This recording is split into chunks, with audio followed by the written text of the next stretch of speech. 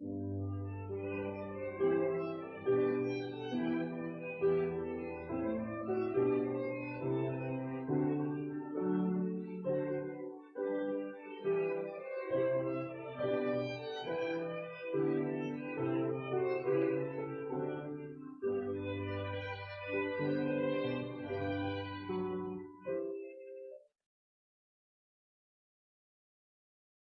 6일 오늘의 말씀입니다.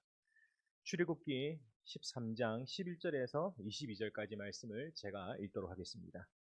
여호와께서 너와 내 조상에게 맹세하신 대로 너를 가나안 사람의 땅에 인도하시고 그 땅을 내게 주시거든 너는 태에서 처음 난 모든 것과 내게 있는 가축의 태에서 처음 난 것을 다 구별하여 여호와께 돌리라. 숫것은 여호와의 것이니라.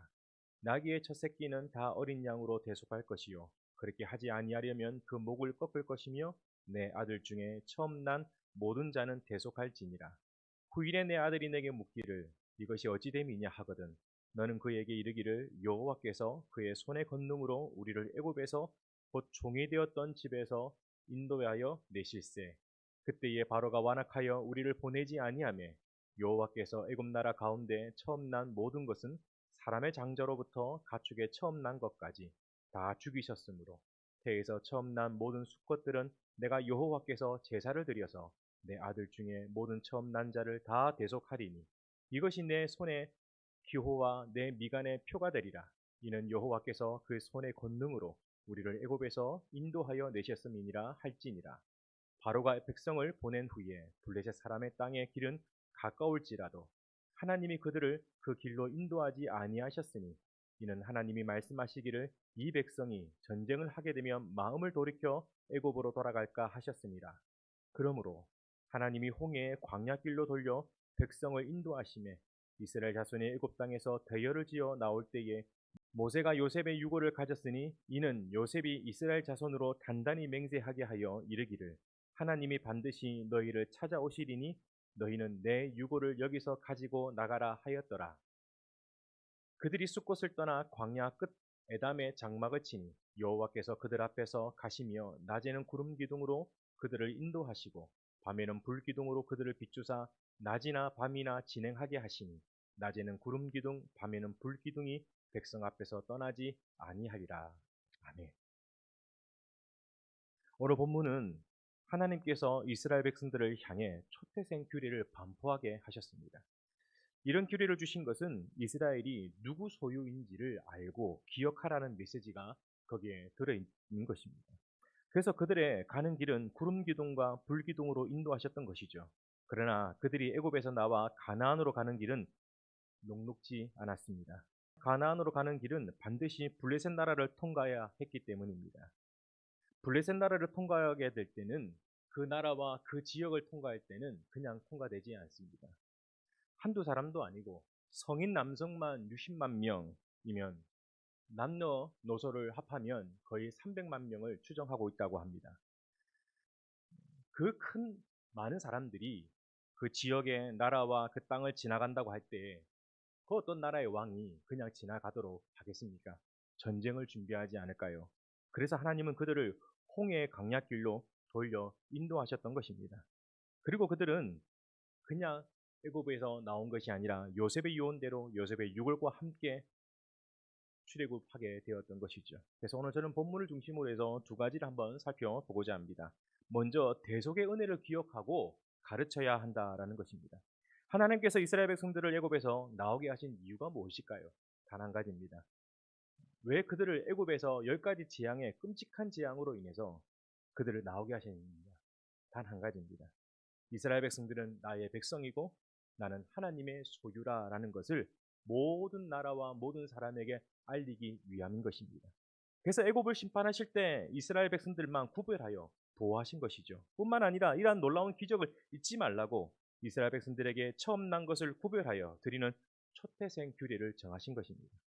하나님은 이스라엘이 가나안 땅에 들어갔을 때 사람이나 짐승의 모든 처음 난 것을 하나님께 드리라고 명령하시고 뿐만 아니라 이 모든 것을 자녀들에게 가르치라고 말씀해 주었습니다. 하나님의 부르심을 받은 성도는 누구에게나 주어지는 사명이 한 가지 있습니다. 무엇일까요? 그것은 자녀에게 복음의 전달자가 되라고 하는 것입니다. 구약의 모든 규례의 핵심은 지키고 전달하는 것에 그 목적이 있습니다. 그래야 전파가 되는 것이기 때문입니다. 모세가 죽은 후에 여호수아가 이스라엘 백성들을 이끌어 요단강을 건널 때에 그냥 건너지 않았습니다. 모든 이스라엘 백성들을 다 건넌 후에 12지파 한 사람을 선택하여 그들이 각기 한 돌씩 선택하여 가져오라고 했던 것이죠. 왜냐? 후에 이 돌을 통해서 이 돌이 무엇이냐라고 자녀들이 물어볼 때에 하나님의 기적을 전달하기 위함이었던 것이었습니다. 여호수아서 4장 7절에 그들에게 이르기를 요단물이 여호와의 언약궤 앞에서 끊어졌나니 곧 언약궤가 요단을 건널 때에 요단물이 끊어졌으므로 이 돌들이 이스라엘 자손에게 영원히 기념되리라 하리라. 아멘. 신앙은 내 혼자만의 것이 아닙니다. 우리도 어떤 이의 전도자를 통해 복음을 들었고 그리고 여기까지 오게 되었던 것이죠. 하물며 다른 누군가에게 복음을 전하지 못하더라도 내 자녀만큼은 내가 받은 복음의 은혜를 전달할 책임과 사명이 부여받았다라는 것을 우리는 분명히 기억해야 될 것입니다.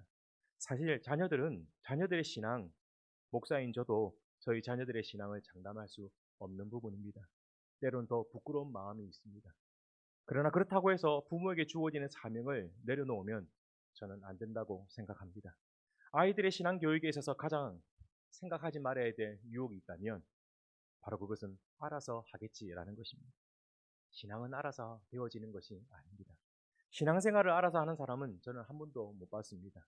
그래서 성경은 교훈과 책망과 훈계로 가르치라고 분명히 말씀해 주고 있습니다. 디모데후서 4장 3장 15절 16절에 또 어려서부터 성경을 알았나니 성경은 능히 너로 하여금 그리스도 예수 안에 있는 믿음으로 말미암아 구원에 이르는 지혜가 있게 하느니라. 모든 성경은 하나님의 감동으로 된 것으로 교훈과 책망과 바르게 함과 의로 교육하기 유익하니. 아멘. 우리가 목숨을 다해 전달해야 될 사명이 있다면 자녀들에게 복음의 전달자가 되어야 한다라는 것이죠. 왜냐하면 이것만이 이 세상을 살아가는 유일한 대안이기 때문입니다. 이것을 위해 부모는 무엇을 해야 될까요? 하나님 중심으로 살아가는 삶의 본을 자녀들에게 보여줘야 한다라는 것입니다. 옛말에 부모의 반평생 인생은 곧 자녀들의 인생이다라는 말들이 있습니다. 이 말은 젊은 부부가 아이를 낳아서 부모가 되고 살아가는 인생은 자녀들과 함께 한다는 말과 동일한 것이죠. 다시 말해서 부모의 인생이 자녀들의 인생을 바라보는 세계관을 형성한다라는 뜻입니다. 예전에 우리 교회에 아기 학교를 한 적이 있습니다. 24개월 이상 된 아기들이 무슨 말씀을 들을 수 있고 무슨 찬양을 할 수 있어 라고 하지만 정작 아기 학교를 경험한 부모들의 경험은 다 달랐습니다. 먼저는 아기의 부모들이 변화된 모습들을 보게 되었습니다. 부모들이 영적으로 안정을 취하게 되니까 아이들도 심정이 안정을 누릴 수가 있었던 것이죠. 무엇보다도 아이들이 집에서 찬양하면서 기도하는 모습들을 그런 아이들의 변화를 볼 수가 있었다고 합니다. 그렇게 산만한 아이들도 찬양하고 말씀을 듣는 데 집중하는 모습을 보며 부모들도 또 심지어는 선생님들도 놀랄 정도로 변화의 모습이 있었다라는 것이지요. 신앙은 교회 생활을 말하는 것이 절대 아닙니다. 하나님 중심으로 살아가는 삶의 모든 것을 말하는 것이 바로 신앙생활인 것이죠. 그래서 부모는 가정에서 긍정적인 언어, 믿음의 언어를 먼저 사용해야 합니다. 부정적이고 불평하는 말들은 자녀들이 세상을 바라보는 생각의 시작이 부정적으로 바라볼 수 있는 위험성을 가져다 주기 때문입니다. 뿐만 아니라 가정에서 아내가 남편을 무시하거나 남편이 아내를 무시하는 태도와 언어, 그리고 남을 대하는 태도와 남을 대하는 언어는 앞으로 우리 자녀들이 남자를 바라보는 태도와 여자를 바라보는 태도가 엄마와 아빠를 통해서 배우게 된다라는 것이죠. 남을 대하는 태도도 마찬가지가 아닐까요? 남을 비난하는 언어는 아이들로 하여금 나 외에 다른 사람을 비난해도 된다라는 생각을 가지게 됩니다. 그래서 갑질이 생기고 왕따를 시키는 행위가 나타나는 것이 그 이유일 것입니다. 예전에 식당에서 밥을 먹고 있었는데 옆에서 아빠와 엄마가 자녀들과 함께 식사하고 있었습니다. 아빠가 전화를 받고 있는데 그 전화에서 얼마나 욕을 하고 있는지 듣기에 민망할 정도였습니다. 밖에서 저 정도면 안에서는 어느 정도일까? 그것을 보고 듣는 이 아이는 세상에서 아무리 높은 교육을 받는다 할지라도 그 자녀들의 인생은 어쩌면 잠재적 범죄자를 키우는 부모가 되지 않을까 그런 생각을 해보았습니다. 가정폭력, 어제 오늘 일이 아닙니다. 세상에 나쁜 아이는 없습니다. 좋은 부모와 나쁜 부모만 있을 뿐입니다. 결국 이 말은 대물림이라는 것이죠. 무섭고 두려운 말입니다. 왜냐하면 모든 부모는 자녀들이 나보다 더 나았으면 하는 바램과 소망을 가지고 있기 때문입니다. 그러나 결국 신앙교육은 가정에서 보고 듣는 것, 그 대물림이 연속이 되어진다라는 것입니다. 신앙교육은 교회 생활을 말하는 것 결코 아닙니다. 우리가 살아가는 삶의 전부를 교육하는 것이 신앙교육입니다. 바른 사람, 옳은 사람으로 키우는 것입니다. 어릴 때 교회 열심히 다녔다고 해서 되어지는 것은 절대 아닙니다. 가정에서부터 시작하는 것입니다. 부모가 교회를 사랑하는 마음이 있다면 그 아이는 교회를 결코 떠나지 않을 것입니다. 세상이 교회를 비난하고 교회가 부정부패를 해도 교회를 사랑하는 마음은 떠나지 않을 것입니다. 3살 버릇 8까지 간다는 말이 있습니다. 아동 심리학자들은 아이들의 자아 형성과 사회성 형성의 시기가 3살에서 5살까지라고 합니다. 그러니 옛 선조들이 하는 말이 틀리지 않을 것입니다. 지금도 늦지 않았습니다. 그럼 자녀들에게 무엇을 보여주면 될까요? 힘들고 어려워도 하나님 말씀 붙들고 살아가는 믿음의 모습들을 자녀들에게 보여줘야 합니다. 그래야 그들이 힘들고 어려울 때 사람을 찾는 것이 아니라 하나님의 말씀 앞에 나오기 때문입니다. 그리고 기도하는 모습을 좀 보여주십시오. 이러한 자녀들의 인생 속에 힘들고 어려운 일이 있을 때 내 부모가 그렇게 기도의 자리에 나와 기도했듯이 때론 힘들고 어려운 일이 있을 때 자녀들도 마찬가지 내 부모처럼 기도하는 자리에 나와 하나님을 바라보고 하나님을 의지하는 믿음의 사람이 된다라는 것입니다. 뿐만 아닙니다. 찬송의 소리가 가정에서 울려 퍼져야 됩니다. 찬송의 소리를 기억하는 자녀는 힘들고 어려울 때 불평하지 않습니다. 오히려 주님을 더더욱더 찬양하는 하나님의 사람이 된다라는 것이지요. 뿐만 아닙니다. 11조를 드리는 훈련도 해야 됩니다. 물질의 주인이 누구인지 12조를 통해서 가르쳐야 된다라는 것이지요. 성인이 되어서 11조를 드리라고 하면 힘듭니다. 아까워서 지금까지 안 드렸는데 지금에 와서 이런 생각을 하게 되죠. 어릴 때부터 물질의 노예로 살아가는 이 세상 앞에 물질의 참 주인이 누구인지 11조를 통해서 가르쳐야 된다라는 것이죠. 그리고 마지막으로 또 한 가지 있다면 교회의 헌신과 봉사를 저는 가르쳐야 된다라고 생각합니다. 세상은 모든 일에는 대가가 따라오게 되어 있습니다. 그러나 교회 봉사는 대가 없는 헌신이라는 것이죠. 오히려 주일날 늦게 온다고 야단 듣는 자리가 교회 봉사 자리가 아닌가 생각합니다. 근데 어릴 때부터 헌신과 섬기는 아이는 사람을 섬길 줄 알고 존중히 여길 줄 안다라는 것이죠. 그리고 거기서 자신의 달란트도 발견하게 되어진다라는 것입니다. 이처럼 신앙교육은 우리가 이 세상을 살아갈 때에 가장 상식적으로 가장 보통사안으로 만들어주는 그러한 삶의 균형을 말해준다라는 것입니다. 이처럼 신앙교육은 특별한 데 있지 않습니다. 가정에서부터 말 한마디가 자녀들에게 신앙의 길라잡이가 된다는 사실을 꼭 기억했으면 좋겠습니다. 하나님은 이스라엘 백성들에게 너희가 왜 애굽에서 나오게 되었는지를 너희만 알지 말고 너희와 너희 자녀와 그 후대에 이르기까지 오늘의 길까지 전달되어야 된다라는 말씀을 해주었습니다. 이것이 우리의 사명입니다. 이 사명을 오늘 하루도 실천하며 살아가는 저와 여러분이 되었으면 좋겠습니다. 두 번째는 주님의 인도하심을 받아야 한다라는 것입니다. 가까운 길로 갈 것이라고 예상을 깨고 홍해로 돌아가게 되었습니다.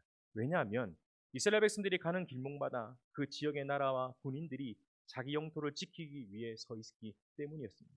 그래서 그곳을 통과하기 위해서는 전쟁을 치를 수밖에 없었던 것입니다. 생각해 보십시오. 한두 명도 아니고 무려 300만 명 이상이 되는 사람이 한꺼번에 자기의 나라를 지나가려고 한다면 그냥 보내줄 수가 있을까요?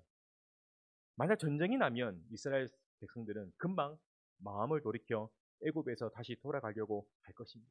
그 길로 그래서 하나님은 홍해의 길로 인도하여 주셨던 것이지요.